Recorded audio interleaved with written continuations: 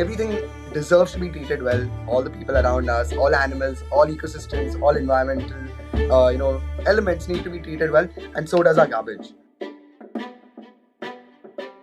Hello, hello. Welcome to the Good Garbage Podcast. My name is Ved Krishna. My primary reason for existence has been to find ways to leave our wonderful planet cleaner. We will be speaking with material innovators, creators, and propagators to learn from them how we can build for scale and towards a regenerative future. Their stories will help us answer the big question: what is good garbage? Hello, hello. It is such a joy for me to watch youngsters be driven by passion and make an impact through their various efforts. Today we get to speak with Shubh Mehta and Akshat Shah, the founders of Change Is Us, a NGO that has been organizing beach cleanups in Mumbai, India. They have managed to assemble over 25,000 volunteers and cleared over 450 tons of waste. We get to be inspired by their story and efforts and learn more about their impacts on the trash we generate. It is heartwarming to hear about their efforts beyond cleanups. The greatest thing about these two is that they're only starting. And the world is going to witness so much positive change through their efforts in time to come. Enjoy the conversation. Hello, hello. I'm so happy today to have Shubh Mehta and Akshat Shah, the co-founders of Change Is Us. So I'm really excited, guys, to talk to you because you are a bunch of really driven youngsters, and it always excites us when we see people do things from a place of passion and wanting to really bring change. And I guess the name shows that. So thank you so much joining me today and agreeing to be on the show.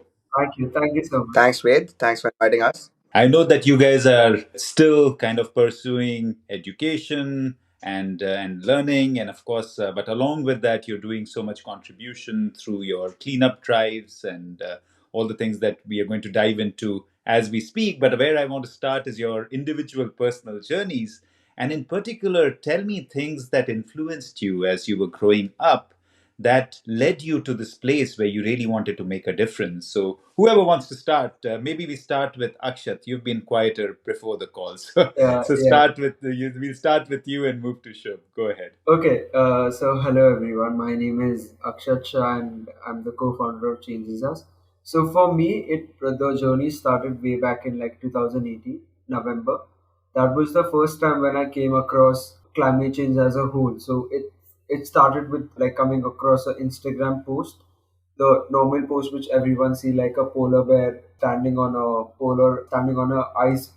iceberg with water surrounded on all sides. So that was the first post that I saw, and it intrigued my mind that what exactly is happening to the planet. So I started digging deep. Like I started researching myself. I started following more pages that were giving me this kind of information.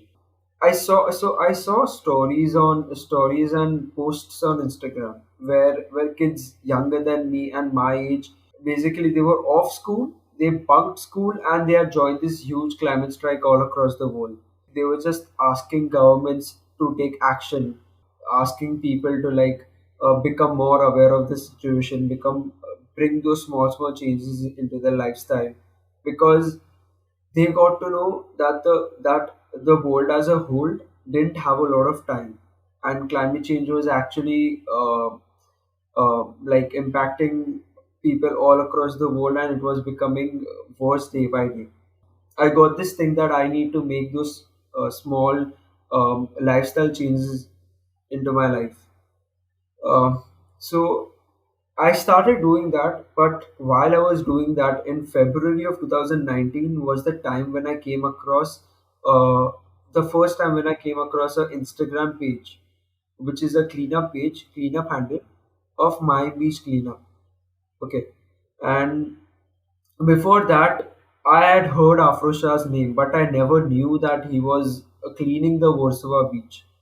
So February 18 was the 19 was the time when I came across the concept of beach cleanup as a whole through my beach cleanups page. And then I came across more pages like Afro Shah's page and Manar Kalambe's page, which is Beach Please India, like his initiative.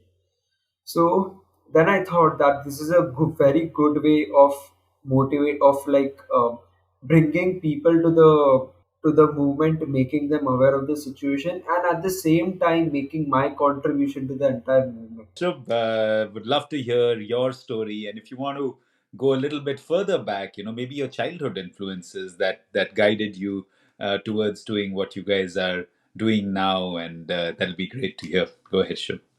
Yes, thank you, Ved. So yeah, again, as you mentioned, I really go back in my childhood to actually dig out a story from there.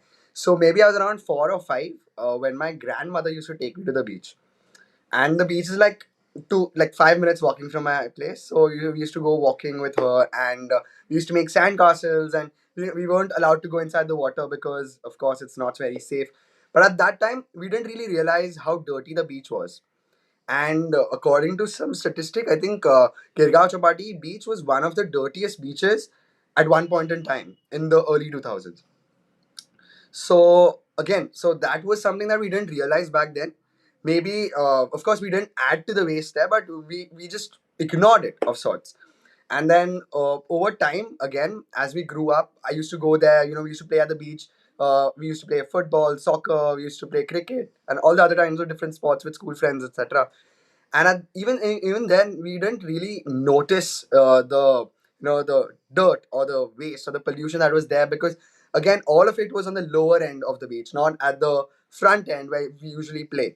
So we didn't pay a lot of heed to it. But again, as coming back to Akshat's story of November 2018, we were pretty close back then, and like, of course we are today as well.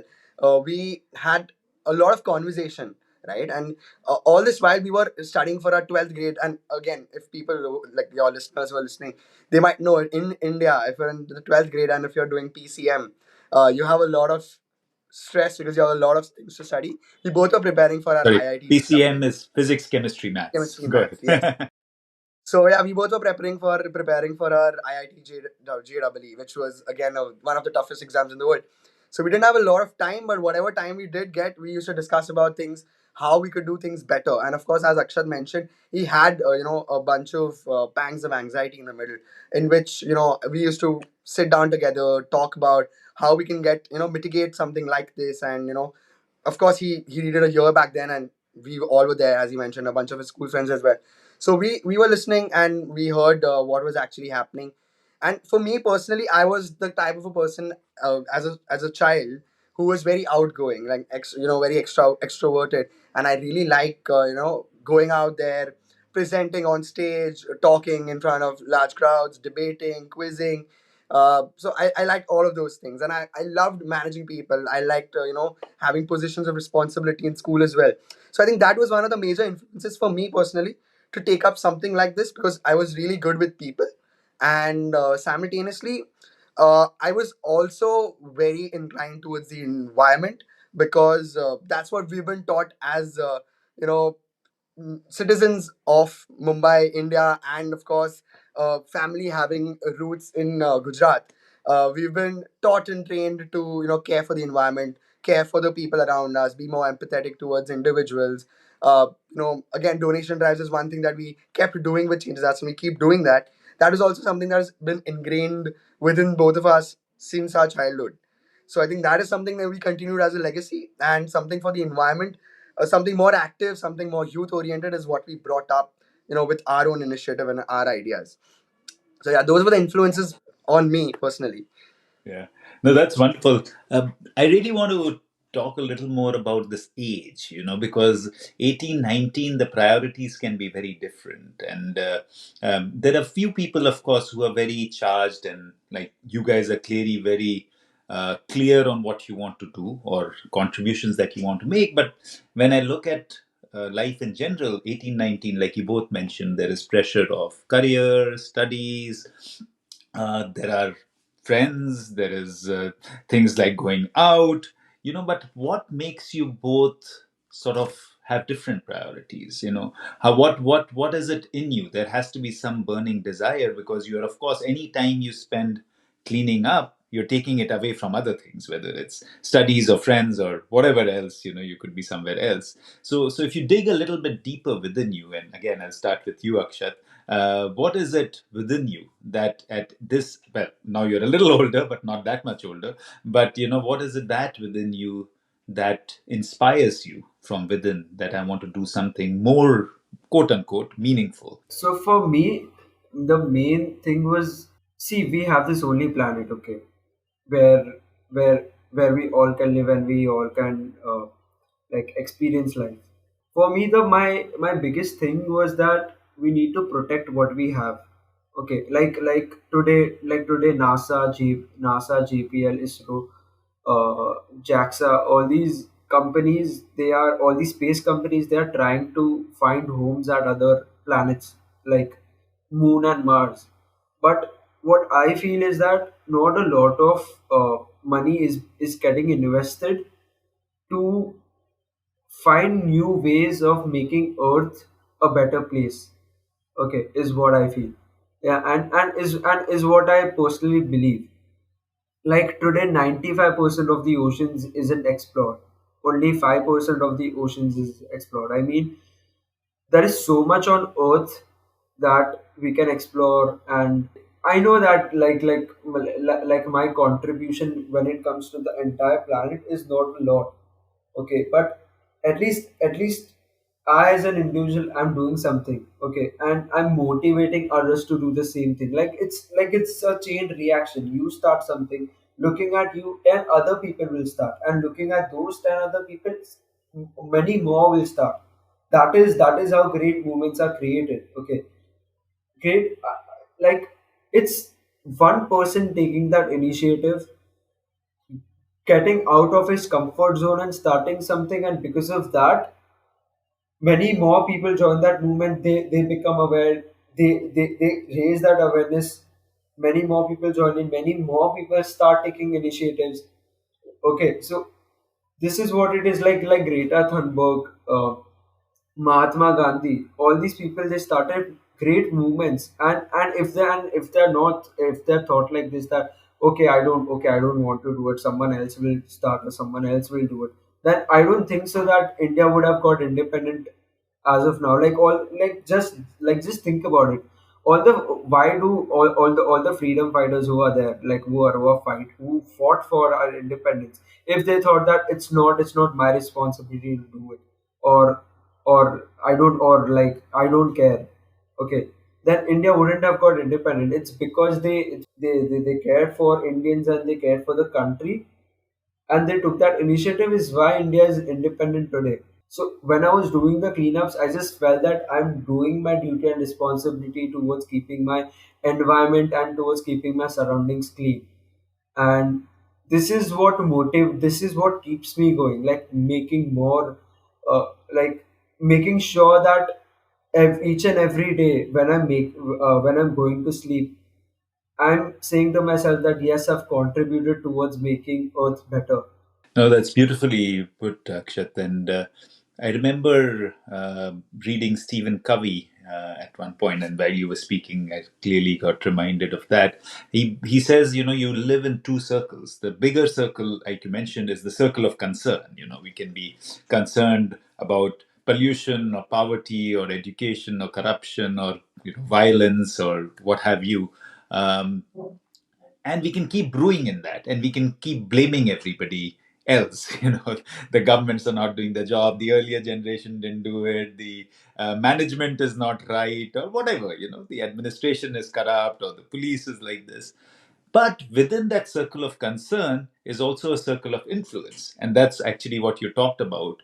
The question is, if I'm concerned about something, what can I do about it? And maybe I'm concerned about education, but can I teach one kid, two kids?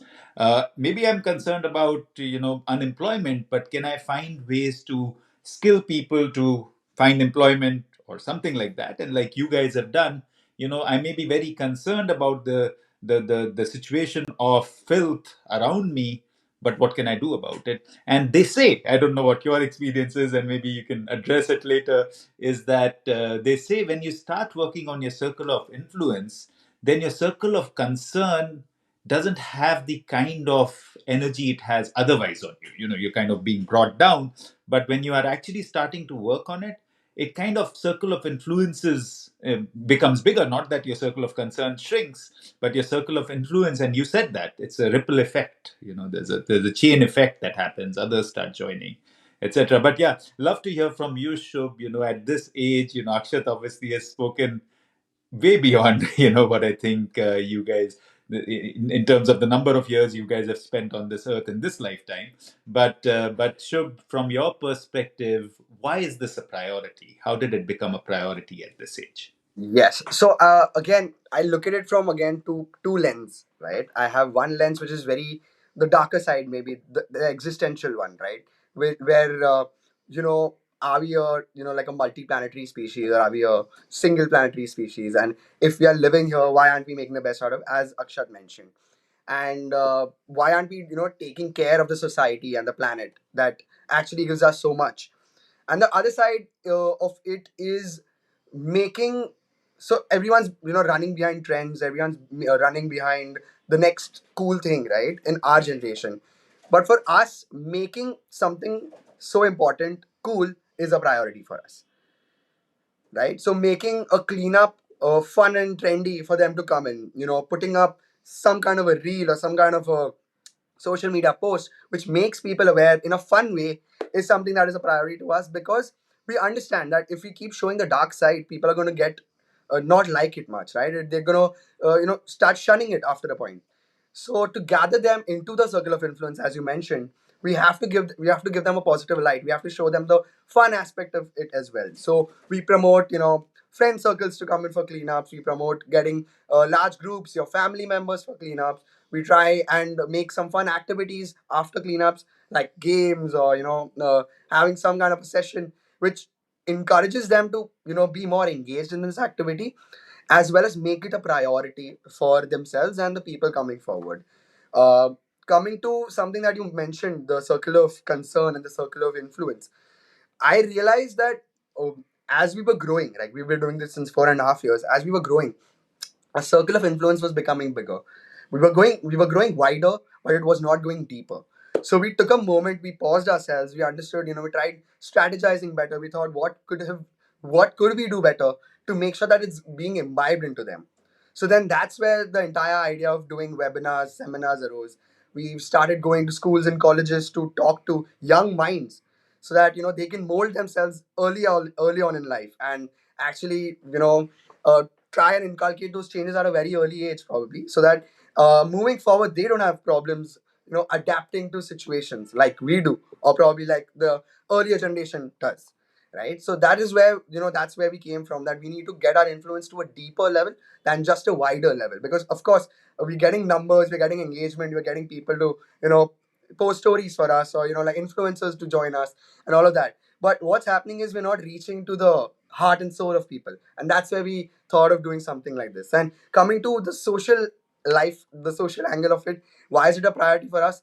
There have been days where we've partied till like 2 a.m. and then showed up for a cleanup at 7 a.m. So it's not that we've not had our share of social life as well. But again, since this is a priority, it is fixed that Sunday mornings are put out for cleanups, and not just for us, an 80-member team that does it for us on a weekly basis. So I think that is something that we've created as a culture within our own team, and it is a part of the fabric that we're trying to encourage in the society around. So I think, yeah, that's why it is a priority. No, that's beautiful. I didn't think of it like this, Shubh. I'm glad you put this across. It's a good learning. In a way, people who will turn up will be like minded. So, in a way, it's a community. And that's interesting. And you, of course, said that, it's not just a cleanup, it's also people connecting and maybe doing activities together, friends coming together. So, it's actually a activity where people feel maybe more bonded. And I would love for you guys to address that, and also just throw light as you guys go further. I presume it must be a pretty wide age group but connected with this common cause, and that must be very interesting as well. So I believe that that cleanups, whether it be us or whether it be anywhere else, it provides people with a very good, with an option in front of them, that if they have to start, this is the place where you can start. this is the place where you can start making impact, where you can start taking that first step towards like getting that small change into your lifestyle.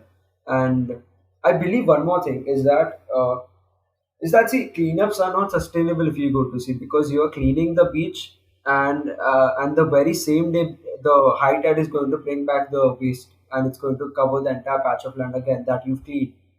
But when you're wearing the gloves, okay, and when you are digging the sand, removing that plastic bag or removing that garbage, emptying the sand from it, and then putting it in the bucket, going through the entire process, it makes you realize that what is the impact of what is the impact that you are creating on this planet. Just to chime in, I think a lot of these international curriculums, teaching India in India and abroad, have a very big, aspect of experiential learning, right? And there's no better experiential learning than actually coming down to a beach and doing a cleanup, because you're actually understanding what are the types of waste that is, there present. What are the things that you can avoid consuming to prevent some Yeah, such kind of waste, and what are the actions you can do to mitigate these kinds of risks. So I think that way it's a very good perspective for young minds, old minds of all age groups to come up and show up and learn, right? And there's no age barrier to learning. Like even an 85-year-old man has joined us for a cleanup, and even a 3-year-old has joined us for a cleanup. And that is the wide gamut of uh, perspectives that we get at a cleanup, right? If some like a young 13 12 13 year old person, he's impatient and he wants to pull a certain waste out, an old person maybe around in the 50s or 60s, like a mid-age person, can come in and give them the perspective that you'd rather dig on the sides and then pull it out.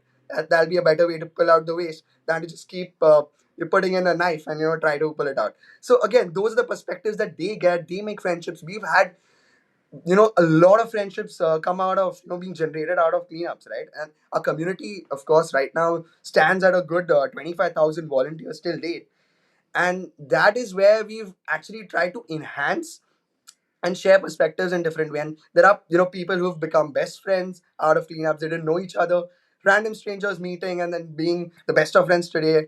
You know, and there are people of different. We ourselves have found great mentors who are like mid-age, around 50s and 60s, who guide us through this entire process because they are excellent in their own fields.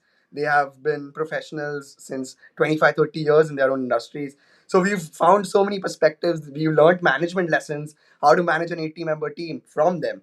So again, we've got a lot out of cleanups rather than just giving, like, just keeping the beach clean. We've learned so much. We've made so many connections. The network has increased, and again, that's just a wide range of emotions I'm going through right now while talking this. But again, that's the bottom line of this. That there's so much to gain out of a cleanup than just a clean beach. Yeah, and coming back to you, Akshat, you also mentioned before, and at first, like I think you may want to add something more to what you were saying. But apart from that, I would love to hear because you mentioned this and then you moved on, and it actually stuck in my mind, and I'm glad.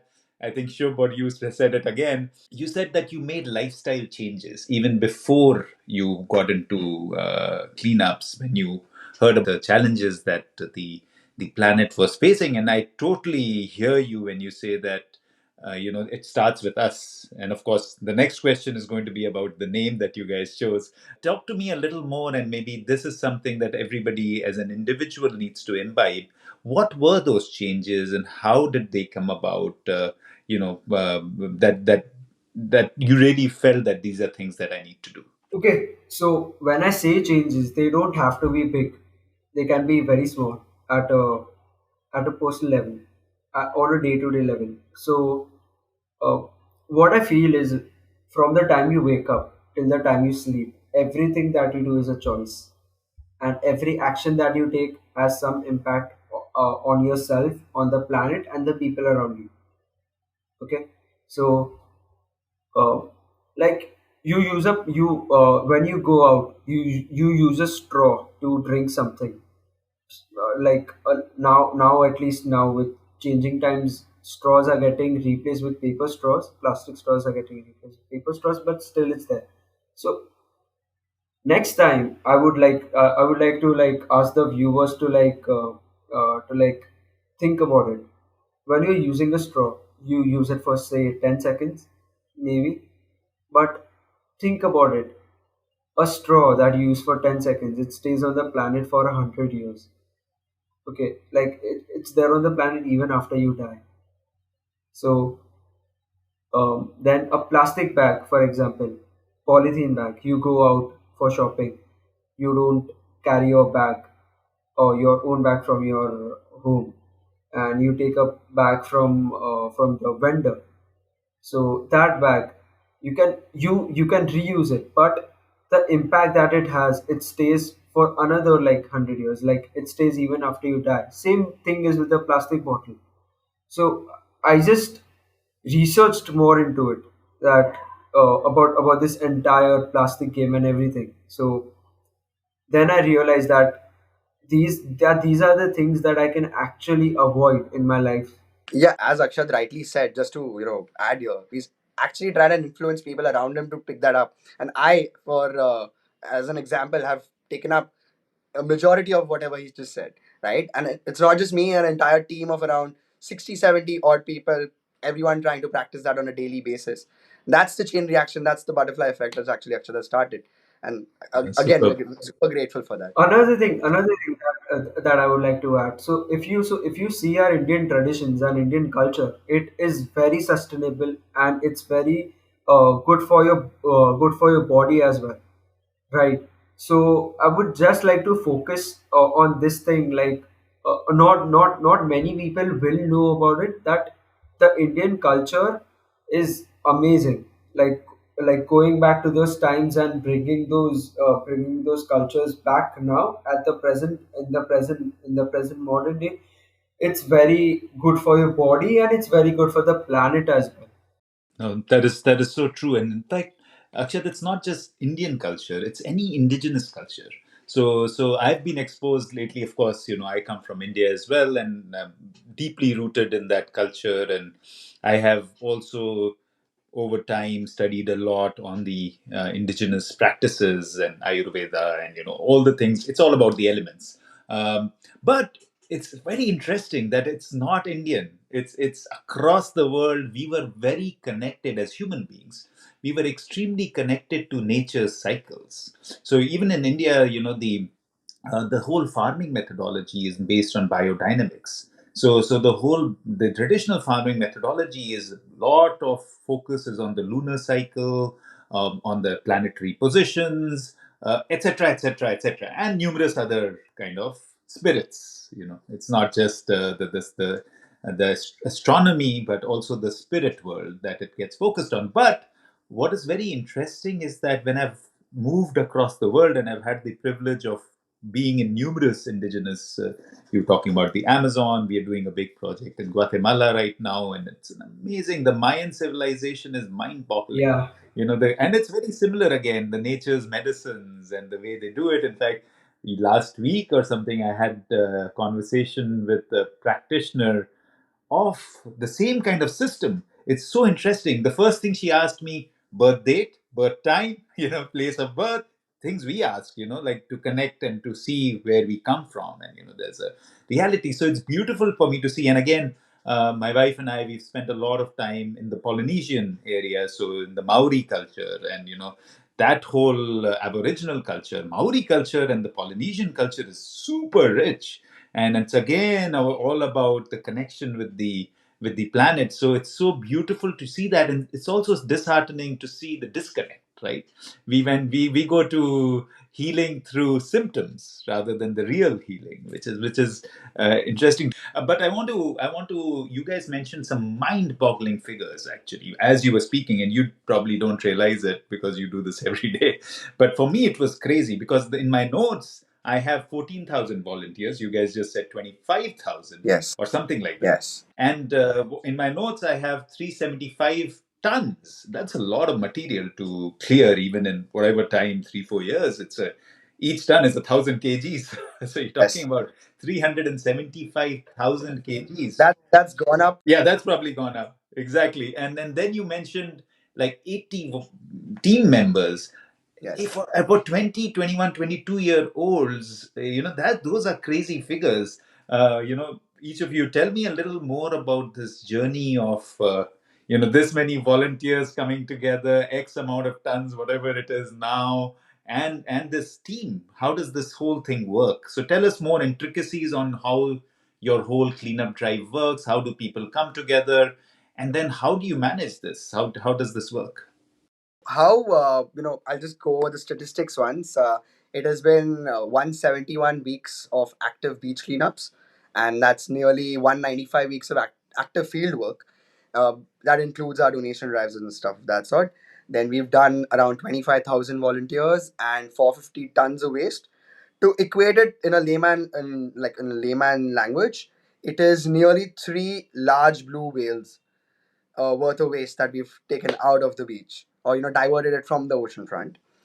And coming to our different activities, we've also done a bunch of food donation drives to pick up and support our society around. And that for that, I think during the second COVID wave, we had done around 40,000 freshly cooked meals that were given out over 140 Wow, food that's drives. amazing. 40,000 meals. That's a lot. That's over 140 food drives and across Mumbai. So from the lower tip to say north, and I think that's where we distributed around 40,000 fresh meals. So that is something that we've done. Again, that was during COVID. We couldn't clean beaches, so we thought we'd rather do something for the society in the middle. So yeah, that is one. Coming to the organizational structure, again, we've put in a lot of thought towards this. Again, because it's not paid, none of all our volunteers are, doing this as a you know volunteer on a voluntary basis out of their own free will and goodwill. So what we have tried to do is, again, Akshat and I have both have been part of a lot of college committees and college groups wherein there is a hierarchy, a set structure which functions well.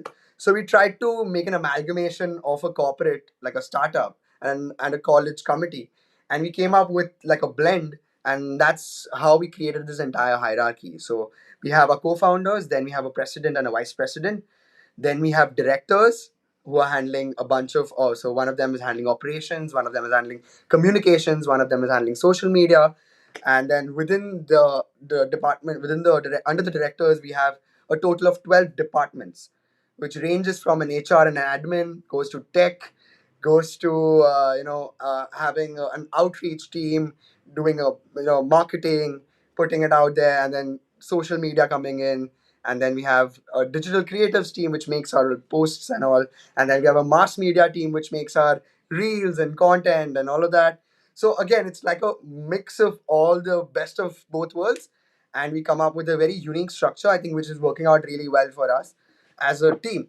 And managing 80 people, again, keeping a team morale high is one of the challenges which we usually face, since it's the incentives here are not monetary, so it becomes a challenge of sorts. But again, we do that by creating a family of sorts. We try giving them, we try promoting, each other.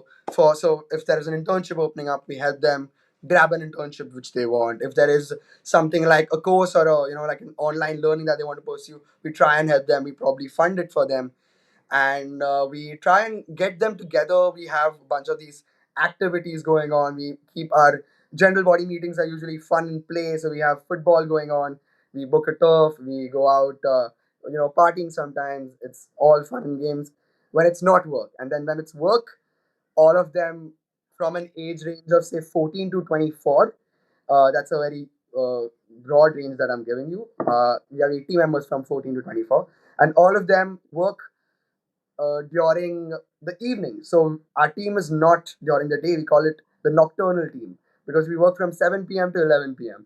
And that's where we try to make the most of our time. We put in our energies. We put our resources together, brainstorm what we can do next and what we could do best, and then that's how we run the team uh, as a very independent, self-running and voluntary team. That's what we would like to call our team. Amazing. Akshat, do you want to add more? Yeah, so I would like to add is that we ourselves have learned a lot from our team members.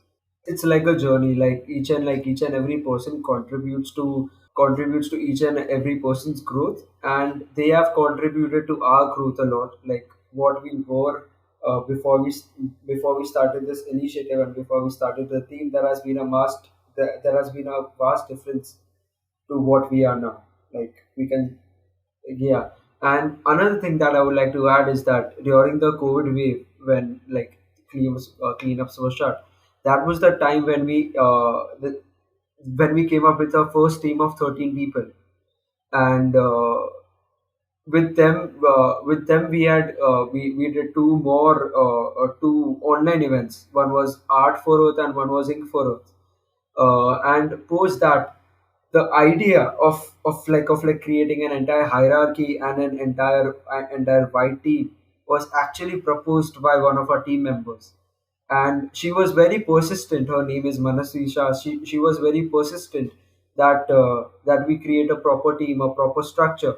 She was like, if you want to take this forward, you need to have a proper team. You need to have a bigger team who's managing everything for you. So kudos to her.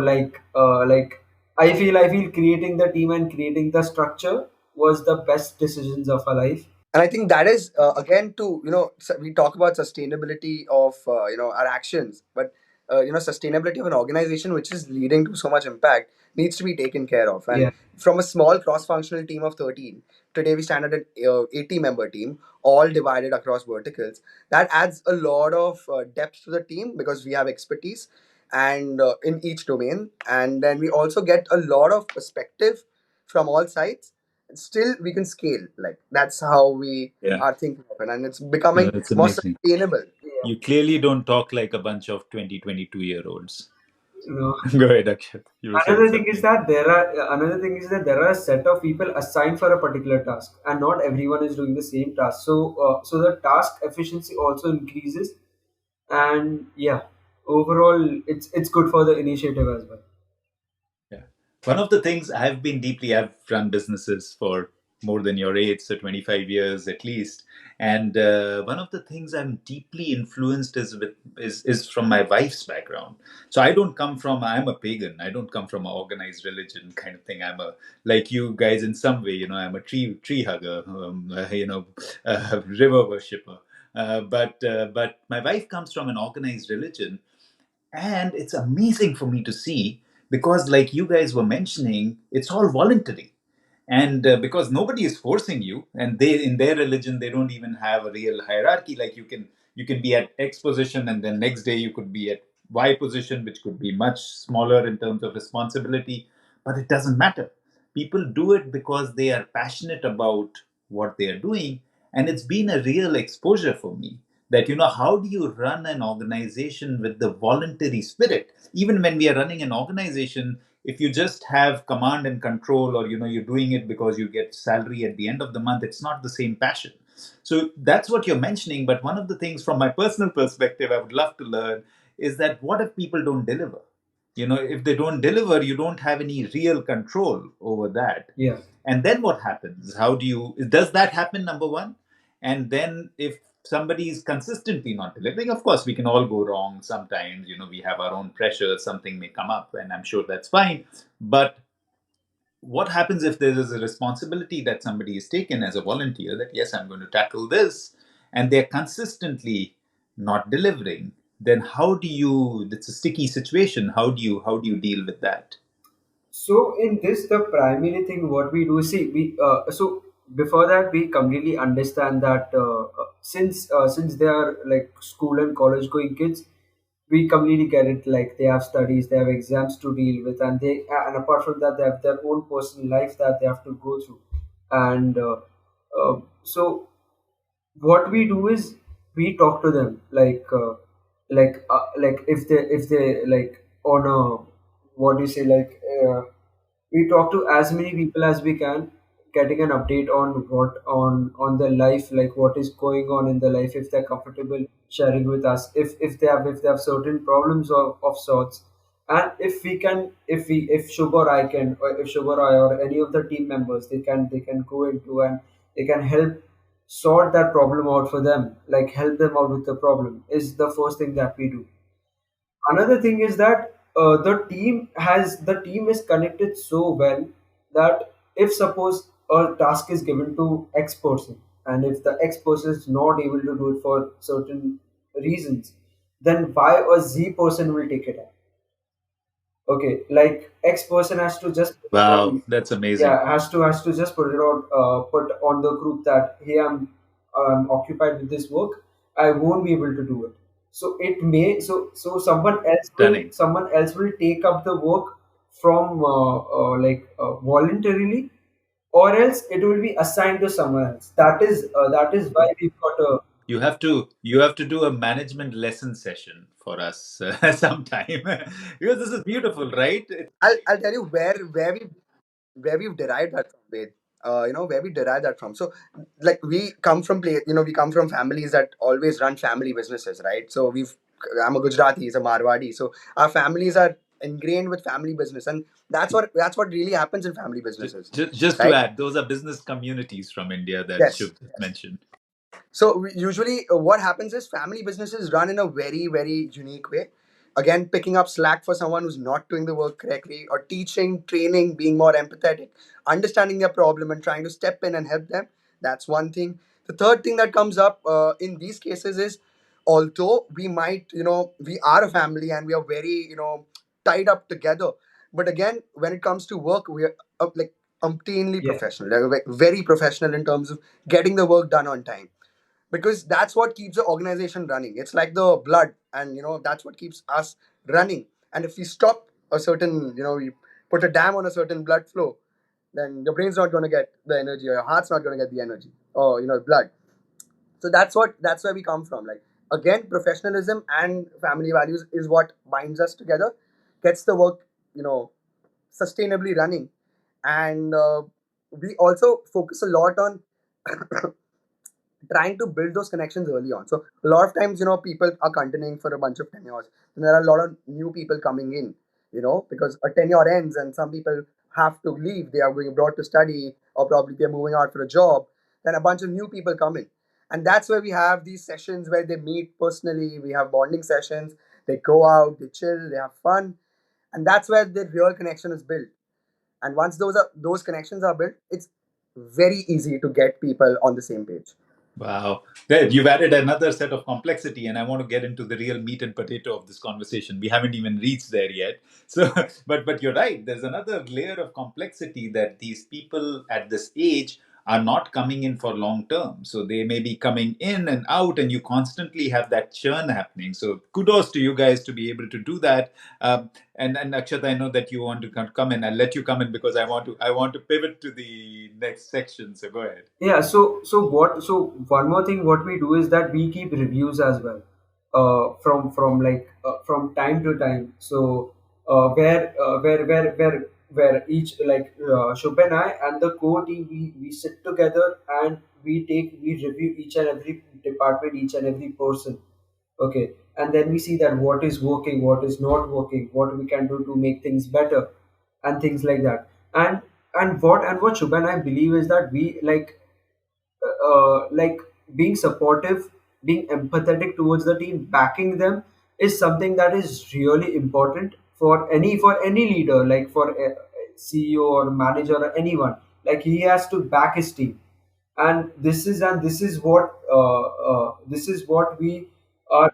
Yeah, so the communication that we put out is that it's not you versus me, Yeah, it's you it's and me yeah. together fighting a particular problem. It's us against the problem and not the other way around. So we don't want to create problems for people. We're trying to facilitate the work that is happening. And with reviews, we allow shuffling departments, we allow moving up and down the hierarchy, so they get to do what they want to learn, they get to do what they want to develop an expertise on. So overall, it's their growth, our growth. Superb. Like amazing that you guys have managed to put in the structure, and kudos to Manasi to push you guys to do that. Do you have something to add to the conversation? Use hashtag goodgarbage to add your own insights, ideas, and opinions on regenerative packaging and zero waste solutions. Now, let's get back to the conversation. But okay, let's move to the real kind of focus that I wanted to talk more and more about, because you are getting so exposed to trash. So tell me, for both of you, what is it that you find most when you are digging through trash, and what has shocked you that when you came into this you didn't expect to find certain things. I'm sure certain things you knew you're going to find plastic bags, etc., etc. So, what has been the most shocking for you individually, and what are the things that are most commonly kind of found for? Yeah, I'm sure those will be more common, but So for me, the most shocking thing was finding like a dead snake or a dead tortoise or even a dog skin. So these three things we actually found at the beach while doing the cleanup, and like these three were the most shocking for me at least. And apart from that, another thing which disheartens me a lot personally is finding the Indian flag, the Indian tricolor. Okay. Then what is it? Religious texts, religious idols, like idols of Ganpati Bappa, or Jain. What is it? Jain. Jain gods and goddesses in general. So Yeah. it's very disheartening to find all these things at the beach. Yeah. Sure. Yeah, coming to me, so initially I'm more of the resilient build. I don't usually get so stunned by what happens around. But the first time actually around like 2019 is when we found, pants and clothes and saris and bags and all of that. And that was something which actually, triggered me saying that, uh, like, if your clothes are going down the drains or they've been put into the oceans, then something's going wrong. So yeah, that is something that actually you know turned me off a little bit. But I think apart from that, we found any and everything. So we found from diapers to condoms to every single thing between that. You can just dream of those things, and we found those things. And again, mention diapers, but is there more medical waste as well? yeah, so during COVID, we found a lot of masks and a lot of gloves and a lot of syringes that were coming. And again, syringes shouldn't be put there because it's biomedical waste, but it was still coming there. And we again took our precautions to have our own sustainable masks and a bunch of other things to make sure that we were wearing cloth masks and having our own set of reusable gloves to pick those things up and put the waste properly, and we didn't expose younger children to it. So I think that is something that we've done very consciously at the beach. That if there's something that is not very appealing to the eye or something of that sort, we try putting the younger children away so that it's easier for us to handle it as adults. On one particular cleanup, I like we had found approximately 13 jellyfish, and out of that 12 were dead. So that was another shocking thing. Shocking find. Yeah, shocking thing for us. Are most of these, like you mentioned, various creatures, and is there a influence of the kind of waste that is there also on them, or it's just by the way that there are dead animals there? Do you think there's a impact of the trash on them being dead? It's two things. One is the fisherman bycatch. So a lot of fishermen, put their like boats on the coast, right? And they anchor it, and whatever catch they bring, some of it, of course, falls off, or some of it is not so economically, helpful for them to carry across the city to sell. So a lot of it is dropped there itself. So that is probably the fisherman bycatch, number one. And the second is, of course, the pollution in the water, or the fish. The fish are actually not meant for the coast. They are meant for something farther inside, further inside the water. But at least jellyfish, etc. And they keep getting pulled towards the coast, and then that's where they are. I think that's where they end up. It's also because of effects of climate change as well. Like the oceans are like the waters are becoming much warmer than what they ideally should be, and maybe because of that, the marine diversity is being pushed towards coming towards the coasts. So yeah, so like clubbing all these three reasons, I feel it's because of yeah. It gives you a lot of ideas about how we live in a way. Like Shubh, you mentioned clothes and things like that get trashed, and a lot of our clothes today have microfibers and plastic based material. I think most of our clothes do.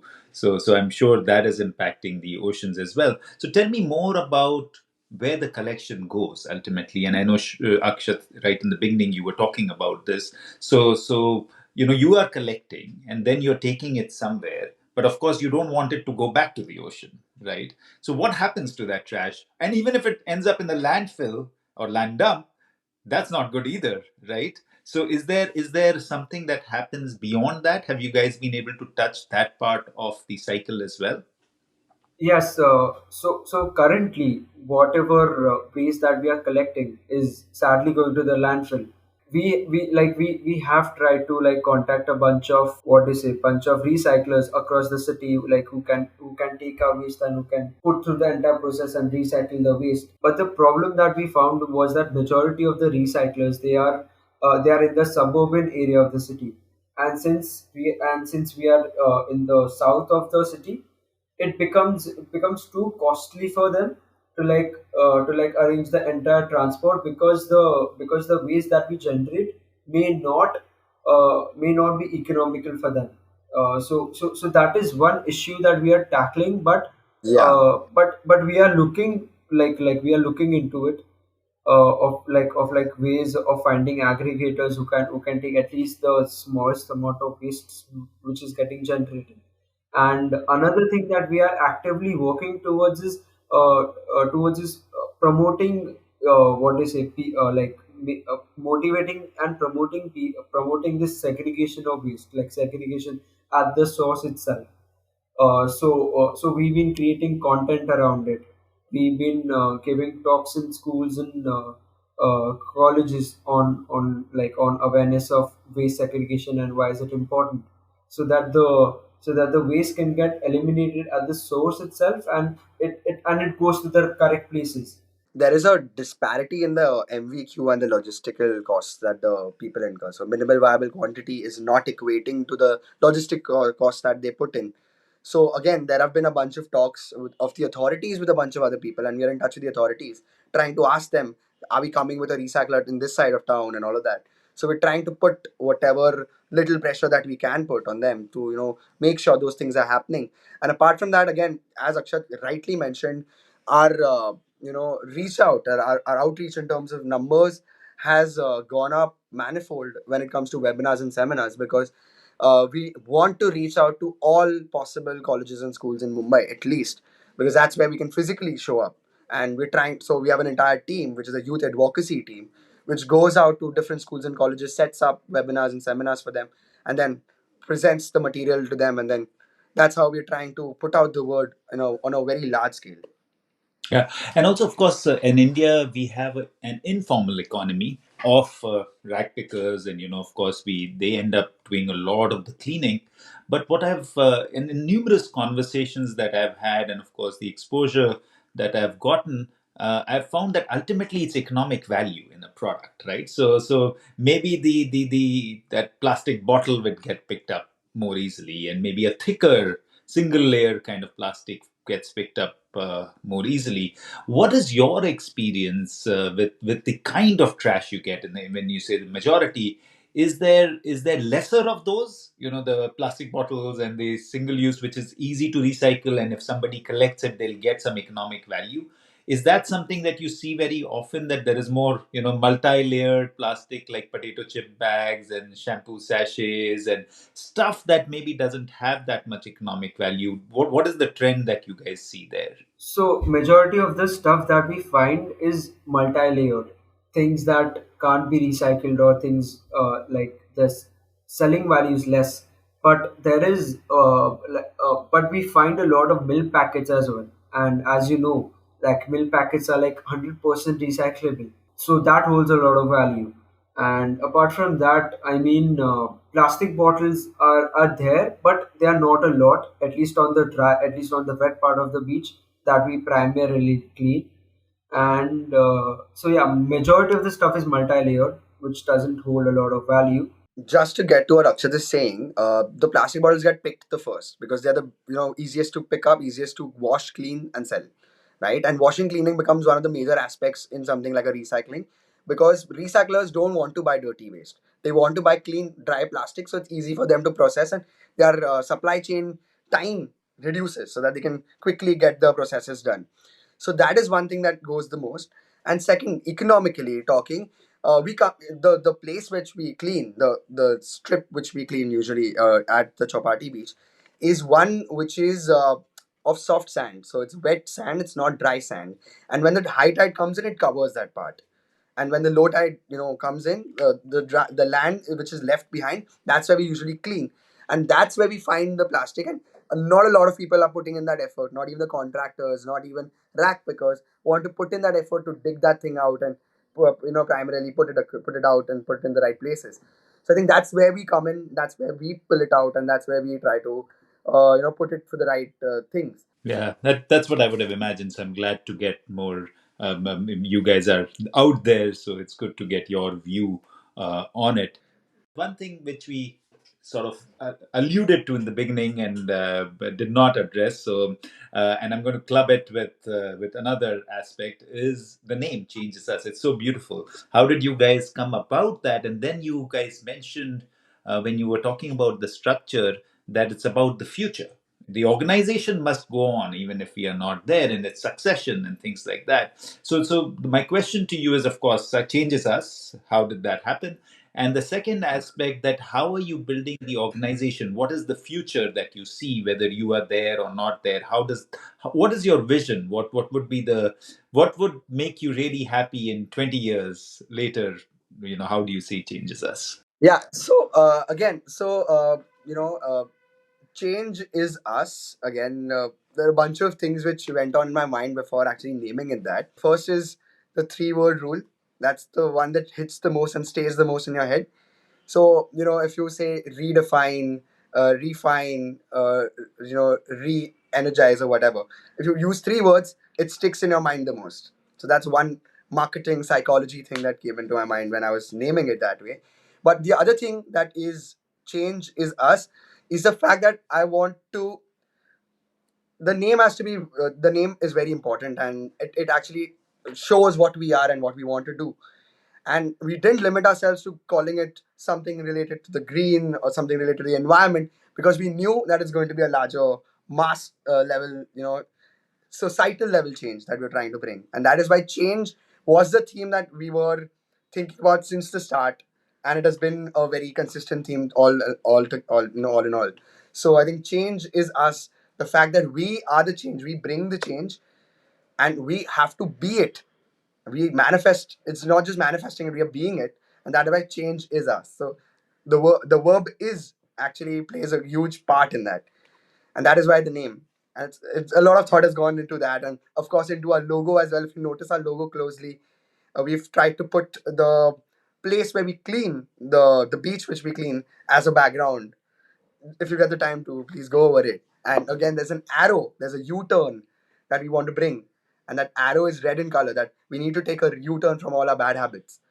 So that is what we're trying to put out. And we've put in a lot of thought in this. And that's how we've done our naming and forming the logo. Yes, and also one more thing is that the colors also have been chosen keeping taking into mind the elements of nature. Blue is for water, green is for the trees, and blue is for. Life on land, and red is for the fire. Yes, so the three colors have been chosen wisely. That that is how we've done that. And again, now let's come to the vision part of it, as you rightly mentioned. Having a sustainable outlook towards what we want to do, not just in terms of awareness. Again, awareness will be a very important vertical of what we do, because moving forward, we want to reduce the amount of waste that comes to the beach, not increase it. So awareness will become one of our major plays, and for that we're looking into the future. So we've developed a newsletter which we send out every month for free of cost for all people. Whoever want to subscribe can go to our website and subscribe to our newsletter. We come up with the most relevant things, very Gen Z, very relevant content is being put out there. That is one very important aspect. The second aspect is, of course, going to schools and colleges for webinars and seminars. The third aspect would be coming up with innovative events, not just cleanups, but innovative events that add a lot of depth add a lot of value to young people. So maybe like a conference, maybe like a marathon, which actually brings a lot of people together, mobilizes people together. That is something that we are keen towards. And on a personal level, Akshat and I both are very, very inclined towards climate tech because both of us are engineers and both of us are like comp science graduates, and we've done data analytics. He's currently pursuing his master's in information systems, so that allows us to use data very well and use the technology very well to probably help the climate. Of course, you guys are deeply immersed, and this is my last question. So, you guys are so deeply immersed in the domain of trash and trying to clean it up. I would love to hear your perspective on what, for each of you, what does good garbage mean? Good garbage is for me a very well put word because grammatically it is an alliteration, first of all. Second of all, good garbage is understanding where the garbage is coming from, what we're doing with it, and where it is going to go, right? That's on the garbage front of it. Now, coming to us, what we buy, how we consume it, and how we dispose it. That's a personal thing. So it is going to be a two-way process, right? Of where the garbage is coming from, what we do, and where it is going to go. And good garbage as a word, what comes in my mind first is the fact that we are treating garbage well. Everything deserves to be treated well. All the people around us, all animals, all ecosystems, all environmental elements need to be treated well, and so does our garbage. So bringing it from the right sources, utilizing the right materials, the right items, and avoiding things that can be avoided which are harmful for the environment, and then eventually taking that garbage, putting it to the right places, segregating it, doing the processes that are there to be done, and then putting it finally into the right last place where it can become a chair or a bench where people can sit on a recycled chair or a recycled bench. And that's ultimately good garbage for me. Now, I know it is a little vague, a little out of place, but again, it's like source and the end point. And if it's not linear and if it's circular, I think that's something that would work out the best for us. So when I hear the word good garbage, what comes to my mind is how sustainable that product is when it's in making, when it's in use, and essentially after it's used, like in the disposal stage. What I believe is that 100% sustainability is it cannot be achieved because everything that we create and we use has certain impact on the planet. Reducing as much as we can the impact of the product, of the thing is something that we all should move towards too. And as Shubh rightly said, that circular economy is the way forward. So what you put should enter back into the cycle.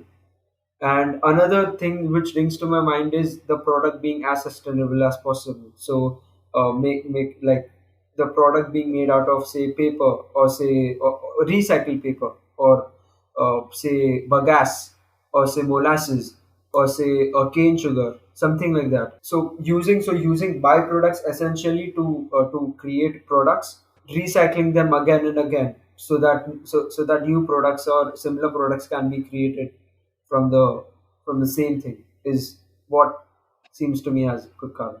That's comprehensively put. Thank you guys so much. This has been a very hopeful conversation for me. It's beautiful to see youngsters like you being so motivated and focused in many, many ways, not just about doing something that you're passionate about, but creating an organization around it, creating a movement around it.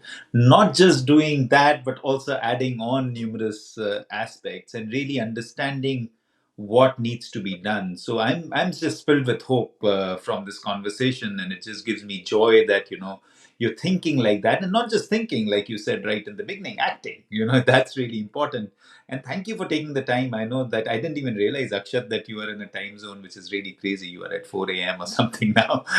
But thank you so much for joining in. Thank you for the amazing work that you guys are doing. I just wish more and more power for you. I hope this word can spread and you can get more and more people to join this whole movement. And of course, from my perspective, create more and more change so that you don't have to do a beach cleanup. There is nothing to clean up. It's all, hopefully by the, if not my life, but end of your lives, you can achieve that. Thank you so much for being on this show and for sparing this time. Thank you so much, Ved.